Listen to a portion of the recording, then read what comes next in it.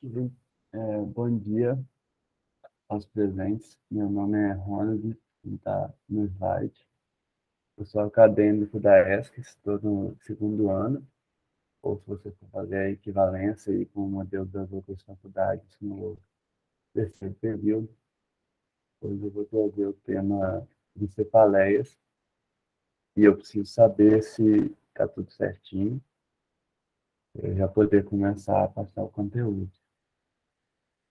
Eu acredito que esteja, né? Bom,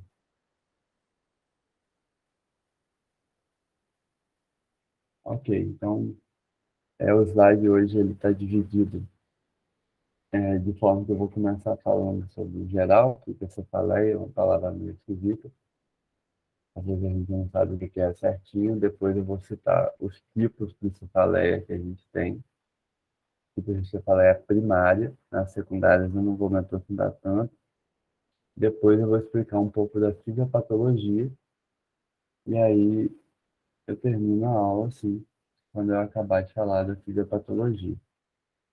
Então, começando, a cefaleia é a famosa dor de cabeça, né? Acho que todo mundo já teve uma dor de cabeça, então vai poder entender parte dessa aula. A dor de cabeça é uma das razões mais comuns para se procurar um médico, porque ela tem uma prevalência muito alta na população, de 46%. Então, praticamente todo mundo já teve alguma vez na vida uma dor de cabeça. Para a gente fazer um diagnóstico é, bem feito, a gente precisa de ter apoio do conhecimento da anatomia, da fisiologia e da farmacologia, porque são diversos tipos de cefaleia. Aí nessa imagem ao lado eu ilustro alguns dos tipos, né? Tensional, enxaqueca, salvas, a gente vai falar de todos hoje. E esses tipos diferentes, eles vão se expressar de maneira diferente, porque eles vão agir por mecanismos fisiológicos diferentes e eles vão atingir uma anatomia diferente. Então, sem conhecer a anatomia da cefaleia e a fisiologia, não tem como você fazer um diagnóstico bem feito. E apesar de a maioria das vezes a gente pensar na dor de cabeça como algo recorrente e simples, a dor de cabeça ela pode ir até de casos brandos, normalmente são casos secundários a infecções do trato respiratório superior. Então, quando você tem aquela gripe um pouco mais forte e você acaba tendo uma leve dor de cabeça, isso daí é um tipo de cefaleia, uma cefaleia secundária, porque ela não é a doença em si, mas sim causada por essa infecção. Mas também pode ir a casos de incapacidade, inclusive a cefaleia é uma das doenças mais incapacitantes do mundo, até casos que ameaçam a própria vida. Então, não é algo comum, é algo que deve ser tratado, porque pode ser algo sério em alguns casos. Então, como eu já citei brevemente, a cefaleia ela pode ser subdividida em cefaleia primária e cefaleia secundária. As cefaleias primárias são cefaleias que constituem um distúrbio por si só. O que eu quero dizer com isso? A própria dor de cabeça é a doença, ela não é sintoma de nenhuma outra doença. Então, uma enxaqueca, por exemplo, ela não está sendo causada por nenhuma infecção, por nenhuma lesão traumática que você teve. Ela é a enxaqueca, a doença por si só. Dentre elas, as primárias, eu vou citar cada uma, né, por vez, quais as características, etc. Mas aí tem a frequência. A mais comum vai ser a tensional, que é aquela que você sente quando você está estudando muito, e aí você começa a sentir uma dor em aperto na testa. Depois vem a enxaqueca, e aí as outras têm uma porcentagem muito menor. A enxaqueca também é chamada de migrânia. Aqui no slide eu vou me referir a ela como migrânia, então não se assuste. E aí tem essa cefaleia secundária, que é um pouco mais problemática. Não necessariamente a cefaleia secundária vai ser mais forte que a primária. Mas qual é o problema? É que a cefaleia secundária ela é causada por outro distúrbio. Então, ao identificar uma cefaleia, Você tem que identificar que ela é secundária para você poder tratar esse distúrbio básico. Por exemplo, o paciente pode ter um sangramento, uma hemorragia intercerebral, ou então subaracnoide, enfim, e essa hemorragia pode consistir em uma ameaça séria à vida do paciente. Então, você vai ter uma cefaleia, a dor de cabeça, vai ter a queixa, e se você não descobrir que é uma cefaleia secundária à hemorragia logo, você pode não conseguir tratar a tempo. Para a gente não cometer esse erro, tem algumas coisas que a gente tem que observar. Se o paciente nunca teve uma dor antes daquele jeito, ele chegou, essa foi a pior dor que eu senti em toda a minha vida. Isso é um sinal de alerta. Se a dor começou muito rápido, também, uma dor aguda, que ele não tem o costume de ter, também indica a possibilidade de ter uma cefaleia secundária. Se a cefaleia é crônica, ele já tem faz muito tempo e sente esse sintoma, dificilmente eu vou ter uma cefaleia secundária. Cefaleias crônicas geralmente são primárias. Porém, uma coisa que deve se atentar é aquela cefaleia que já começou há algum tempo, começou levinha, aí com o tempo ela foi ficando moderada, e agora o paciente está procurando um médico porque ela está muito forte, está incapacitando ele. Essa cefaleia que vai crescendo pode indicar para uma neoplasia expansiva dentro do crânio. Então, está tendo um processo tumoral, e quanto mais esse processo tumoral cresce, a cefaleia cresce acompanhando ele. Então, é um sinal que tem que atentar. E um paciente que já tem uma neoplasia instaurada, é uma coisa também a se notar. Ele tem uma neoplasia instaurada em outro órgão, e aí ele começa a sentir uma dor de cabeça do nada. Isso pode indicar metástase. Nos casos de HIV também é importantíssimo você procurar por isso. Para a gente saber, assim, é difícil decorar um por um esses critérios, né? Então, a gente tem um mnemônio, chama Snoop 4, ou Snoop 4, né, para quem está no inglês, e ele ajuda a gente a decorar as coisas que a gente tem que prestar atenção. Então, vamos lá. O S é de sintomas sistêmicos. Então, ela vem acompanhada de febre, perda de peso, ou então, se você tem associado câncer, HIV, como eu já tinha dito, você tem que prestar atenção que pode ser uma cefaleia secundária.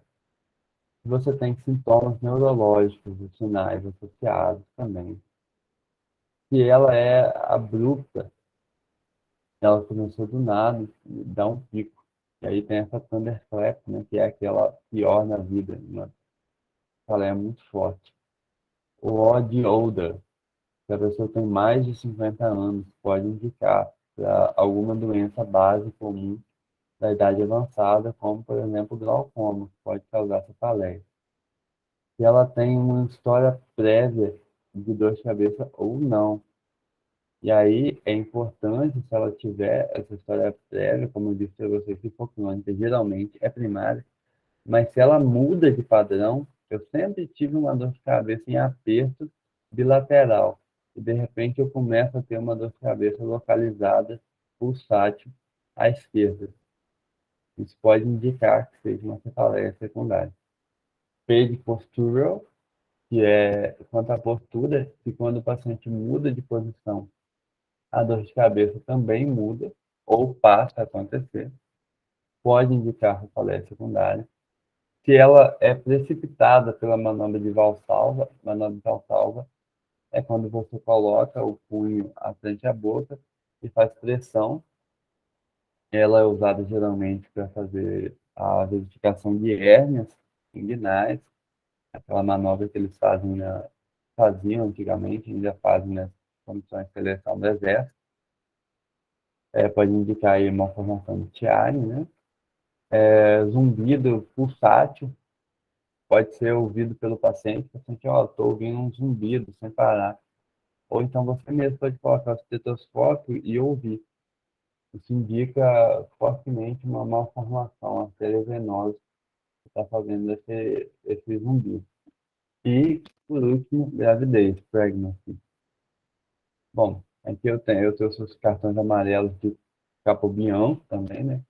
Não cabe citar uma por uma, essa fala é secundária, mas a gente deve conhecer, sim, os fatores de risco. Então, a dor sempre do mesmo lado, no caso de você tem uma suspeita que é a enxaqueca. A enxaqueca, ela geralmente muda de lado. Então, se aquela dor ela se mantém no lado só, talvez não seja a enxaqueca que você está suspeitando. Cefaleia que inicia após tratamento odontológico, que pode estar relacionado com o tratamento odontológico, vai da história clínica bem feita. O zumbido pulsátil, que eu já citei. Em crianças, né, pacientes pediátricos, ele não consegue te dizer com essa riqueza de detalhes, então você tem que observar o comportamento. Quando a criança fecha os olhos durante a dor de cabeça, pode indicar que ela está sentindo uma dor de cabeça, pode ser um sinal de aura, por exemplo. E o sinal de reverência, então, inclinação da cabeça. São sinais que elas fazem, são antálgicos, contra a dor, né? Sinais, coisas que elas fazem para tentar amenizar os sintomas. Observar sempre o critério diagnóstico da migrânia, da enxaqueca, que é até 72 horas. Além disso, eu posso ter outra coisa, o horário da manifestação, porque tem algumas cefaleias que são predominantes de madrugada ou de manhã, e aí geralmente elas são por conta de hipertensão craniana. Histórico familiar, né, se tem um parente que já teve um aneurisma, um AVC, e a refratariedade de tratamento adequado. Se você está tratando a migrânia, a enxaqueca, e não está dando em nada, sendo que você está fazendo o tratamento correto, sinal de que talvez possa não ser aquilo. Bom, e a dor da enxaqueca, ela acontece aonde? Uma dor de cabeça, então será que vai doer o osso? Ou será que dói o cérebro mesmo? Bom, o cérebro em si, o encéfalo, ele não dói. Por que que ele não dói? Bom, primeiro, como que acontece a dor, né? Pode acontecer de duas formas. Ou eu tenho um estímulo dos nervos periféricos, que vão fazer com que o sinal vá para os núcleos centrais de processamento da dor, ou então eu tenho um estímulo direto desses núcleos centrais de processamento da dor. No caso da enxaqueca, pode acontecer das duas formas. E quais que são essas estruturas periféricas que vão ter fibras, né? Fibras tipo C, fibras delta, delta gama, que vão poder transmitir esse impulso doloroso. Bom, a gente tem algumas estruturas principais, a do periósteo, a dura máter, o couro cabeludo, né? Todas as artérias que são extracranianas. Aqui nessa imagem à direita a gente pode ver a foice do cérebro, também tem receptores para a dor. Aí aqui em azul eu tenho os seios venosos da dura máter, eles também são inervados. E aí, aqui à esquerda a gente vê alguns vasos do polígono de Willis. O polígono de Willis também é inervado. E aí, esses vasos, eles vão ser inervados pelo quinto nervo craniano, que é o trigêmeo. E o conjunto do trigêmeo e esses vasos é chamado de sistema trigêmeo vascular, que é uma das estruturas assim, principais para você entender a fisiopatologia da migrânia, principalmente, e de todas as outras cefaleias primárias também, consequentemente. Além do trigêmeo, a gente também tem essas fibras sensitivas, inervando o segundo nervo e o nono nervo, além das raízes cervicais C1, C2 e C3. Bom, então entrando agora nos tipos de cefaleia, rapidinho. O primeiro tipo é a migrânia, que é a nossa saudosa enxaqueca. Ela é a cefaleia primária mais comum de ser procurada ao médico, chegar ao médico. Não é a mais prevalente, a mais prevalente é a tensional. Só que como a tensional é fraca, as pessoas não vão ao médico. Não vai ir no médico por causa de uma coisa que não está te incomodando tanto, apesar de que deveria. A migrânia, ela é a dor de cabeça mais incapacitante. A pessoa realmente ela não consegue fazer nada durante as crises e por isso ela sempre vai procurar um médico, então ela é a mais comum nos consultórios. A prevalência dela é 16%, e aí algo a ser observado na história clínica é o sexo do paciente, porque ela é 3 vezes mais comum nas mulheres, enquanto outros tipos de cefaleia a gente vai ver que são mais comuns nos homens. Ela pode ser subdividida em migrânia sem aura e com aura. Aura são sintomas positivos ou negativos, sensitivos ou perceptivos, né? Então você pode ter, por exemplo, raios luminosos na visão, perda da visão, dormência, formigamento, tudo são sintomas de aura. E eles vão vir, como a gente vai ver, antes da dor. E para diagnosticar, a gente vai ter sempre que observar os critérios da Sociedade Internacional de Cefaleia, então, que é a autoridade mundial em termos de cefaleia. Então, aqui eu trouxe esses critérios, né? A migrânia sem aura. Eu preciso ter pelo menos 5 crises, atentar sempre a duração das crises, de 4 a 72 horas, passando de 72 horas pode ser outra coisa, e esse diagnóstico é feito sem tratamento. A cefaleia tem que ter pelo menos 2 das características. Unilateral, pelo menos 2, tá? Então, pode ser que seja bilateral e seja migrânia, não é obrigatório. Caráter pulsátil, lembrar também que esse unilateral muda de lado, não deve ser de um lado só, se for, a gente tem que ver, pode até ser, mas a gente tem que investigar. Pulsátil, intensidade moderada ou forte, e aí, algo importante, ela vai levar o indivíduo a evitar as atividades físicas rotineiras, porque ela piora com essas atividades. E aí ela vai ter pelo menos um dos seguintes sintomas acompanhando, que é náuseas e vômitos, ou então fotofonofobia, que é a irritação à luz ou ao estímulo auditivo. E a migrânia com aura, ela é exatamente a migrânia sem aura, só que antes de eu começar a ter a crise de migrânia sem aura, eu vou ter os sintomas de aura, que vão durar de 5 a 20 minutos, podendo chegar até 60. E aí vão ser sintomas visuais, por exemplo, positivos, né? Luzes tremulantes, manchas ou linhas, ou características negativas, como perda de visão, e os sensitivos, que eu já citei, formigamento, dormência, etc. Ou até disfasia, que é a dificuldade de falar. Aí, pelo menos 2 dos seguintes, sintomas visuais homônimos, ou sintomas sensitivos unilaterais, pelo menos um sintoma de aura desenvolve-se aí o tempo, né? E o sintoma dura de 5 a 60 minutos. Esses sintomas, eles devem ser observados e eles vão diagnosticar a aura. Aí, gente, a gente já vai para o estado migranoso. O estado migranoso, aí o paciente ele não necessariamente ele precisa ter sem aura ou com aura. Ele pode ter crise de ambas. Depois a gente vai ver nessa patologia como que se dá isso. O estado migranoso é uma migrânia que dura mais de 72 horas. Que é marcado até em vermelho, tem remissão por 72 horas. Geralmente, enxaqueca vai ter gatilhos específicos. 80% desses gatilhos vão ser, na verdade, 80% dos pacientes vão ter gatilhos de estresse emocional, hormônios também, né, durante o período, o ciclo das mulheres, elas vão ter picos de migrânia, falta de alimentação, etc. Todos esses fatores aí são gatilhos. E aí, como que acontece a migrânia? A primeira teoria que a gente fez foi de que a aura era causada por uma vasoconstrição no cérebro e a dor era causada por uma vasodilatação. Porém, com o tempo, a gente viu que isso não procedia por vários pesquisas científicas e aí passou-se a entender que a gente tem uma origem comum que resulta nas alterações vasculares, que são, sim, realmente existem, e também resultam na aura e na dor. Os principais vias envolvidos vão ser o nervo trigêmeo e os seus ramos que vão inervar os vasos extracranianos, a parte proximal das grandes artérias da via mata. Aqui, só para a gente citar, né, tem esses receptores 5-HT, são receptores de serotonina.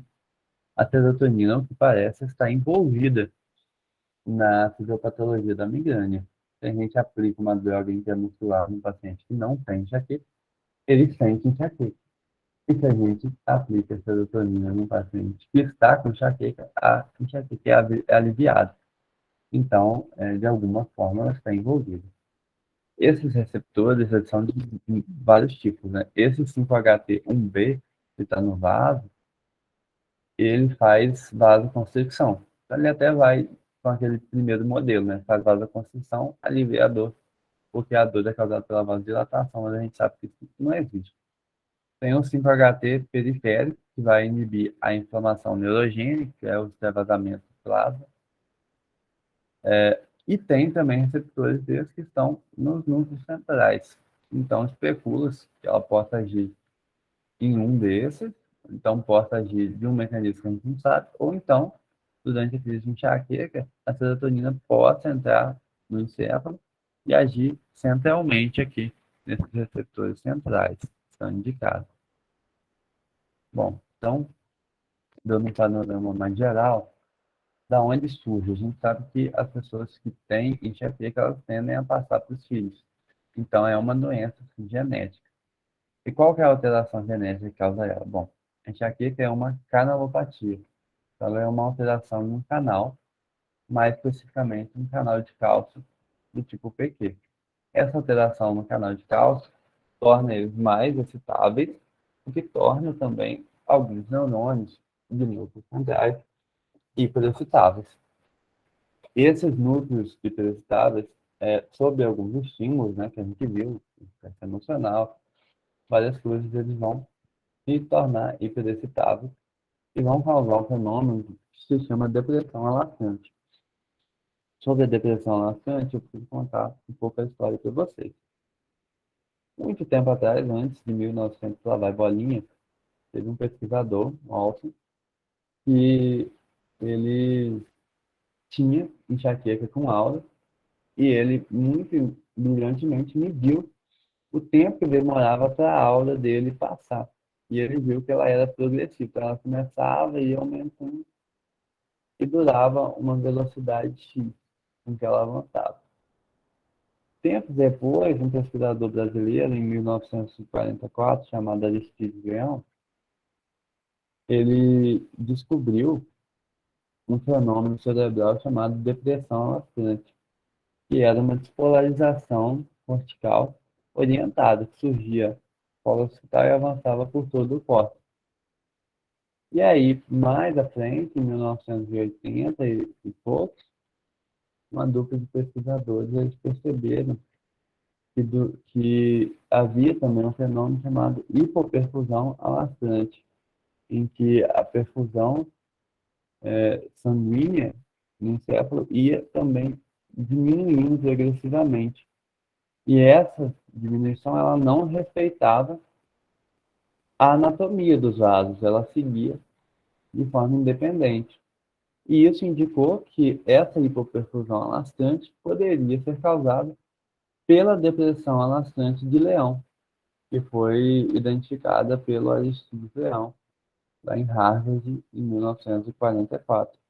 E é assim um fenômeno neuronal.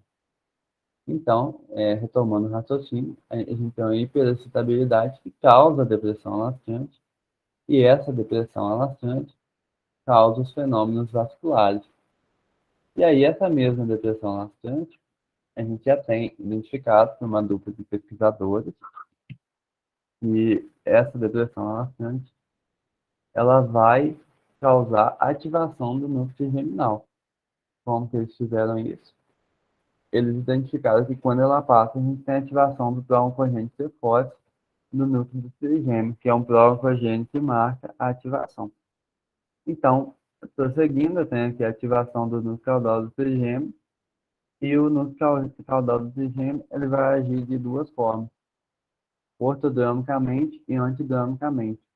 O antidromicamente, que é de proximal para distal, ele vai agir nos vasos, porque ele tem várias inervações, causando inflamação neurogênica, causando vasodilatação, aumento da perfusão, e vai agir também dromicamente, ortodromicamente, de distal para proximal, enviando estímulos para o centro de processamento da dor, causando então a dor.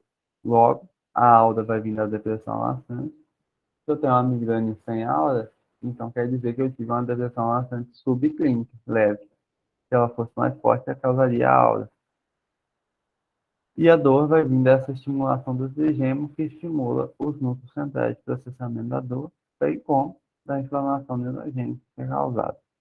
Bom, então aqui eu tenho essa questão, né, da ação ortodrômica no tálamo e no córtex, gerando dor, e da antidrômica agindo nos vasos, causando vasodilatação e inflamação neurogênica.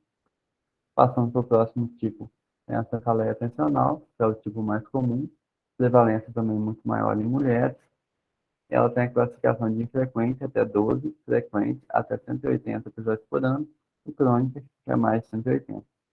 Ela é bilateral, em aperto, a intensidade dela é fraca e ela não é agravada por atividade física, como no caso da cefaleia normal, né? Que é a cefaleia, a migrânia, digamos assim. E aí ela não pode ter vômitos nem fotofobia, porque aí, no caso, seria uma migrânia. Ela é a menos estudada de todas, né? Teve esse pesquisador aí, o Alessin, ele propôs esse sistema central, esse modelo miogênico supraespinal, que dizia que tem três sistemas envolvidos na dor de cabeça, o central, vascular e o miogênico, e propôs, então, que o estímulo principal fosse vascular, a dor seria pulsátil, de migrânia, eu coloquei essa faleia aí no slide errado, e se o estímulo fosse o miogênico do músculo, a dor seria tensional. Depois tem a cefaleia em salvas, tem uma prevalência muito mais baixa, de 0,05 a 2,4. Ela pode ser episódica ou crônica também, aí são os critérios. A episódica, a crise vai de 7 dias a 1 ano, e os períodos assintomáticos entre as crises são de 1 mês ou mais. E na salva crônica, o período de crise é maior que 1 ano ou um intervalo menor que 1 mês. E aí, qual que é o diagnóstico diferencial? Ela é unilateral e muito forte, geralmente na região orbitária, supraorbitária e temporal, e ela dura o tempo de uma salva, de 15 a 180 minutos. Então tem uma duração menor, se não tratado. E junto com essa dor, do mesmo lado dela, eu vou ter sinais característicos de sinais autonômicos. São eles, exemplo aí, hiperemia conjuntival, congestão nasal, edema palpebral, sudorese frontal só do lado, né? Frontal e facial ipsilateral, ou seja, do lado da dor. Ipsilateral significa do mesmo lado. Miose ou pitose ipsilateral. E acompanhando as crises, uma sensação de inquietude ou agitação. Ali as crises têm uma frequência de 1 a cada 2 dias, até 8 crises por dia. A cefaleia em salvas, né? Ela tem uma acentuada ativação da substância cinzenta hipotalâmica posterior, por isso que ela vem em salvas, porque ela tem uma periodicidade, e o relógio biológico do corpo geralmente não, está sempre na substância cinzenta hipotalâmica. E aí os sinais autonômicos vão indicar que a gente tem também uma ativação das fibras parasimpáticas cranianas em decorrência da cefaleia em salvos. E a gente sabe que a gente também ativa o sistema trigêmeo vascular, porque eu tenho um aumento do neurotransmissor CGRP durante as crises. E aí tem a cefaleia crônica diária, que é a cefaleia que acontece de maneira crônica, né? E aí ela vai ter várias subdivisões. Tem a hemicraniana contínua, aqui tem os critérios, né? Unilateral, não muda de lado, diária e contínua, não tem intervalo livre de dor, intensidade moderada, porém pode exacerbar para intensa. E aí tem sinais autonômicos associados. A migrânia crônica, que é uma migrânia que preenche os critérios, migrânia sem aura, porém ela está presente mais de 15 dias por mês durante 3 meses. A cefaleia persistente diária desde o início, oh meu Deus, começa forte e que começa crônica, se mantém diária sempre. Aqui as características, né, bilateral, aperto a pressão, fraca ou moderada, não é agravada por atividades físicas. E tem também uma que eu acho legal, que é a crônica por abuso de medicação. Se você tiver uma enxaqueca normal e abusar de analgésico, por exemplo, você pode tornar ela uma migrânia crônica. E aí, por exemplo, os analgésicos, você tomar analgésico 15 vezes ao mês, já é suficiente durante 3 meses para você desenvolver uma cefaleia crônica. Então, essas foram as referências que eu usei. Tem esse artigo do Up to Date, os livros, né, tem o On-Off, Dor, Princípios e Práticas. Aí eu usei também esse artigo aqui, que é muito interessante, de 98, recomendo muito para fisiopatologia. E outro livro também, Medicina Interna de Helson. Aqui nesse International Classification of Headache Disorder, você pega toda essa parte de diagnóstico. E também outro livro interessante para se consultar é o Tratado de Dor. Bom, por hoje é isso. Espero que a aula tenha sido proveitosa. Sei que o tema é muito extenso, então às vezes eu tive que correr um pouco, apesar de ter tentado me manter calmo e passar o principal. As referências são essas, vocês vão encontrar muito conteúdo, então podem usar sem medo para se aprofundar. Isso aí, obrigado, pessoal. Vou passar agora então para a próxima aula.